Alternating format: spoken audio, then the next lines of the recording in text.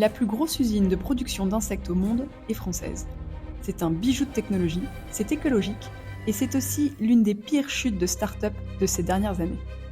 Insect, c'est 1 milliard d'euros de valorisation, 600 millions d'euros levés. Une technologie révolutionnaire saluée par tout l'écosystème. Le gagnant est Antoine Hubert, le cofondateur d'Insect. Et pourtant, en 2025, Insect est en redressement judiciaire. Comment l'une des startups les plus ambitieuses de France a-t-elle pu s'effondrer aussi vite ? Aujourd'hui, nous décortiquons l'histoire fascinante et terrifiante de la chute d'Insect ou comment un rêve écologique est devenu un cauchemar financier. C'est une histoire de rêve, de technologie, de finance et d'échec. Pour comprendre comment le rêve a viré au cauchemar, il faut remonter à 2011. Tout commence avec 4 étudiants fraîchement diplômés d'HEC, Polytechnique, AgroParisTech. Ils imaginent un monde sans élevage intensif. Pas une goutte d'eau gaspillée, pas un arbre coupé, pas de pesticides. Une réponse innovante à l'un des plus grands défis climatiques et humains, nourrir la population mondiale. Leur solution ? Des milliards d'insectes élevés dans des fermes verticales high-tech. Des vers de farine transformés en superprotéines. Nourrir le monde avec des insectes pourrait paraître utopique. Et c'est peut-être pour ça que l'idée a autant séduit. Ils posent leur vision sur quelques slides et enchaînent les concours. Et là, boum, prix Gérondeau de l'école Polytechnique, prix national de la création d'entreprises agroalimentaires, grand prix de l'innovation de la ville de Paris, prix du potentiel industriel, concours mondial de l'innovation 2030. Chaque prix est un tremplin. Les médias tombent amoureux, les subventions tombent, les investisseurs rappliquent. Insect devient la start-up star.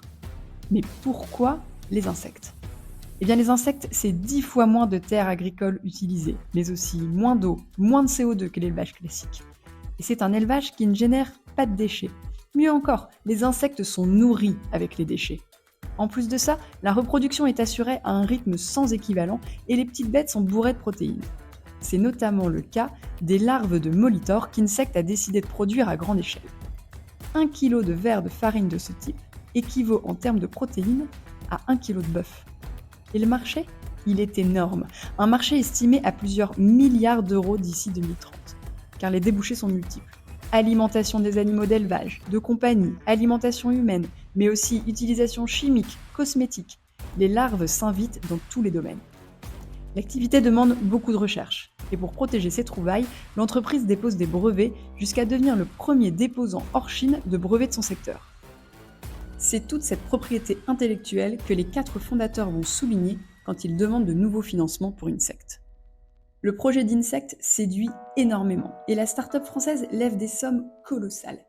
14 millions en 2024, 125 millions en 2019 et en 2020, elle réalise une levée de fonds record de 372 millions d'euros, devenant l'une des start-up agroalimentaires les plus financées au monde. Imaginez, le marché des insectes, c'est 2 milliards d'investissements. À elle seule, Insect a levé plus de 600 millions, soit près d'un tiers du total des investissements mondiaux dans ce secteur. Ces investisseurs majeurs, ce sont BPI France, Tikeo Capital, Astana Venture, mais aussi Robert Downey Jr. avec son fonds Footprint Coalition. You thinking about lunch? Give me a handful of crickets on a bed of lettuce. Tout roule alors pour la pépite industrielle française qui s'implante aux États-Unis, est intégrée à l'indice Next 40, rachète la start-up néerlandaise Protifarm en 2021. À ce stade, Insect est une licorne, valorisée à plus d'1 milliard d'euros. Elle incarne la success story verte française. Insect se lance alors dans la construction de sa méga usine près d'Amiens. Mais les difficultés vont alors s'enchaîner jusqu'à mettre la licorne à terre. Le coût de construction est colossal, les délais sont allongés par la crise Covid, l'automatisation des procédés s'avère coûteuse et complexe.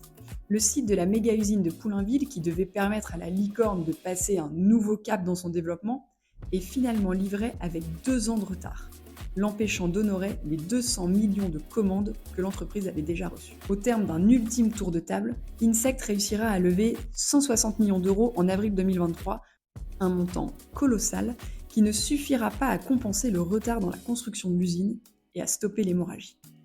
Insect est contraint de prendre des mesures draconiennes. Elle licencie 40% de ses effectifs, ferme les sites du Pays-Bas et des États-Unis, remplace son dirigeant.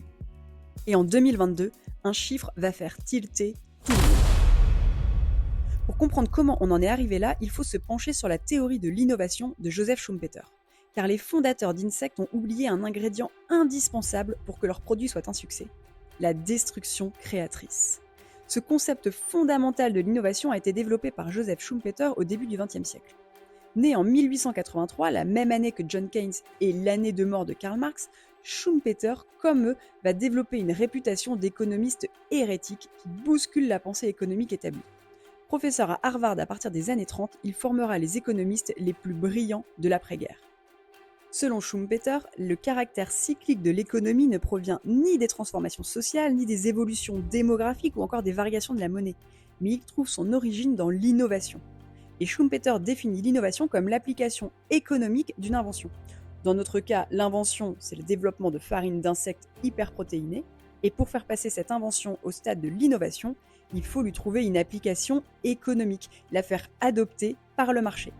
Pour Schumpeter, le modèle du système capitaliste, c'est l'innovation et le progrès technique à travers le phénomène de destruction créatrice. C'est-à-dire que le nouveau ne sort pas de l'ancien, mais à côté de l'ancien, et doit lui faire concurrence jusqu'à lui nuire. Notre farine d'insectes doit donc remplacer les aliments actuels si elle veut percer sur le marché. C'est par exemple le cas des fichiers audio numériques qui ont totalement remplacé les supports physiques qui étaient le CD ou encore le vinyle. C'est le même phénomène de destruction créatrice. Et être à l'origine de l'innovation va permettre le plus souvent de détenir une position stratégique favorable. C'était la stratégie d'Insect. En étant précurseur sur son domaine, en déployant son invention à un niveau industriel avec sa méga-usine de Poulainville, la start-up pensait s'assurer la position de leader sur son marché. Mais c'est sans doute là que le bas blesse. Quel est le marché ? Où est ce marché ? C'est la théorie de la diffusion de l'innovation proposée en 1962 par Everett Rogers qui nous explique comment une invention va évoluer au stade d'innovation et pourquoi certaines innovations cartonnent pendant que d'autres tombent dans l'oubli. Tout se joue sur 5 critères ultra précis. Et croyez-moi, si vous comprenez ça, vous allez comprendre pourquoi Uber, Airbnb ou d'autres startups ont explosé si vite. Notre premier critère, c'est l'avantage relatif. Plus une innovation paraît meilleure que ce qui existe déjà, plus elle sera adoptée rapidement. Pas besoin d'être 100 fois mieux, il suffit que, dans l'esprit des gens, notre innovation ait l'air mieux. Un exemple ? Quand Uber débarque en France, c'est la révolution. Voiture hyper classe, bouteille d'eau, service irréprochable. À l'époque, commander son Uber sur son téléphone, c'est beaucoup plus pratique et élégant que d'attendre indéfiniment qu'un taxi daigne passer dans notre rue. Résultat, une adoption massive. Aujourd'hui, Uber n'a plus cet avantage, mais au lancement, c'était un véritable aimant à clients. Deuxième critère, la compatibilité. Une innovation doit coller aux valeurs, aux habitudes, aux normes de la société.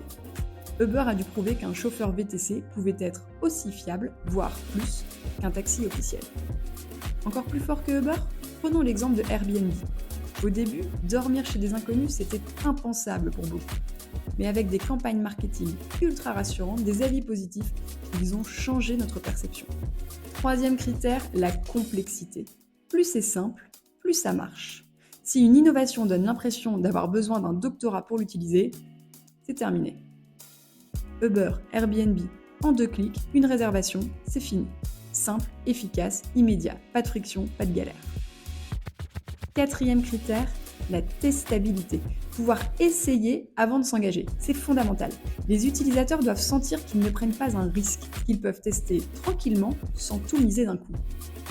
Uber offrait les premières courses gratuites. Airbnb proposait des réservations de toutes petites nuits pas chères pour tester. Résultat, une confiance boostée, une adoption accélérée. Et enfin, notre dernier critère, l'observabilité. Si on voit rapidement les bénéfices, l'innovation décolle beaucoup plus vite. Plus les résultats sont visibles, plus tout le monde a envie d'essayer.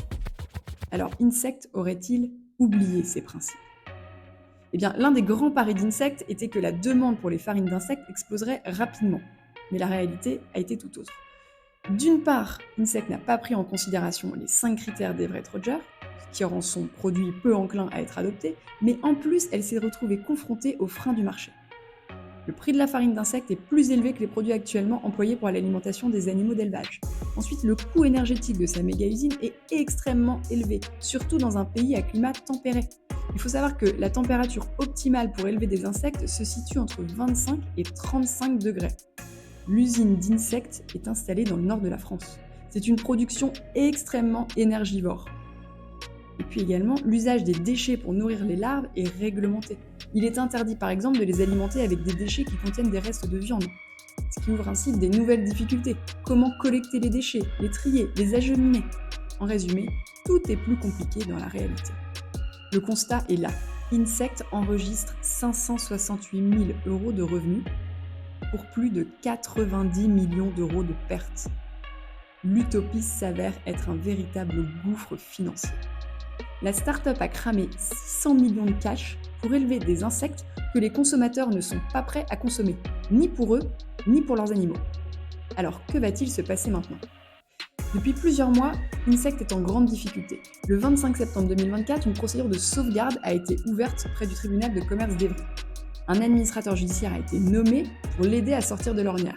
L'objectif, c'est de trouver un repreneur ou des investisseurs. Et plusieurs noms sont évoqués. Nestlé, Mars, un fonds singapourien.